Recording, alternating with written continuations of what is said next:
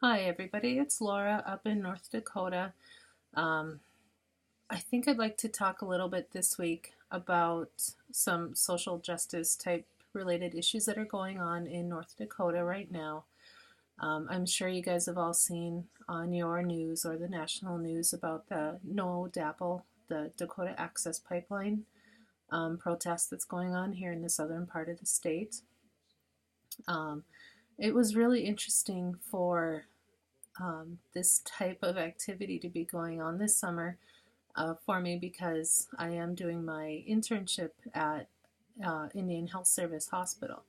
So, in the Behavioral Health Agency, I believe there's about 8 employees, and I was the intern um, since May, and I was the only non native in the whole agency. So, it was really interesting to um, learn and understand their point of view um, about why the protest was going on and how they saw things based on their culture. So, just a little bit about the background. The Dakota Access Pipeline, they want that to go through, so it takes the oil that's produced here in North Dakota all the way into Illinois, I believe it is, and that will help get rid of a lot of the semi traffic, train traffic, and things like that for the state of North Dakota. The state's been really overwhelmed with all of the transportation issues trying to get the oil out of the state since the oil boom started about 5 years ago. So a pipeline would help, um, but always there's good and bad about everything. So um, the big protest was started because the pipeline was supposed to go under a lake that was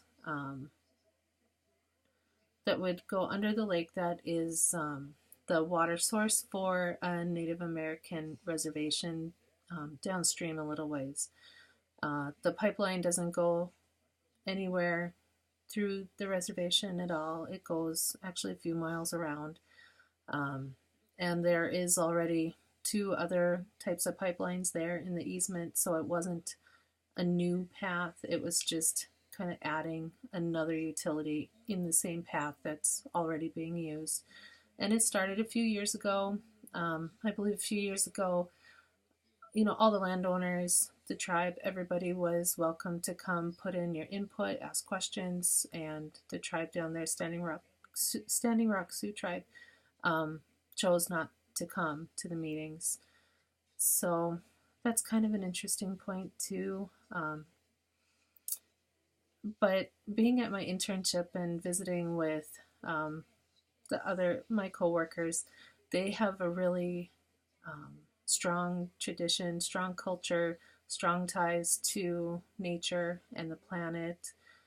So it was really, really eye opening seeing how they looked at things compared to how maybe myself or my family, friends might look at things. And it was really kind of interesting because I grew up in the town I live in, and the um, reservation has been there my entire life. But just to now really see the differences, and it's only 40 miles away, to see the big culture differences and point of view differences, it's almost like it's its own little island. It's really kind of interesting. And so it was nice to be around them this summer, learning from them.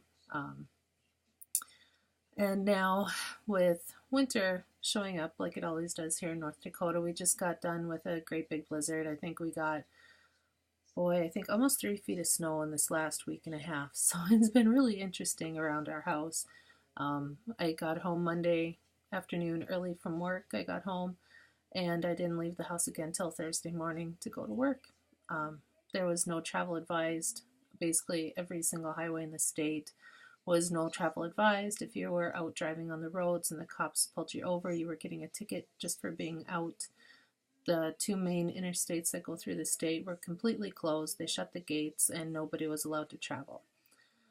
So that was really interesting. And now the protesters down at um, the pipeline site are upset because the National Guard and the state of North Dakota isn't coming in to rescue them from the blizzard.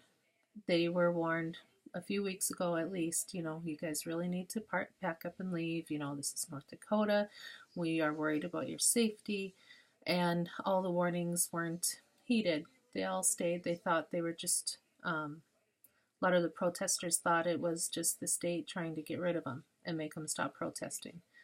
But, you know, in the middle of the blizzard, all of the county and state plows were even pulled off the road because it was too dangerous for them to be out. So it really kind of, I don't know, it was just kind of a big mess down there. I haven't heard any stories or anything about anybody getting hurt or freezing, so I think that's a good thing.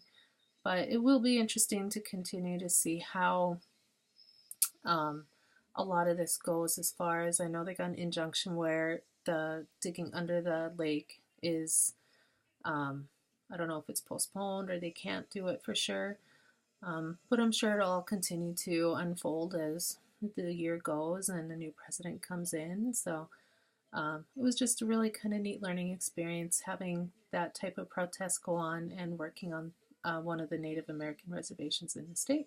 Thanks.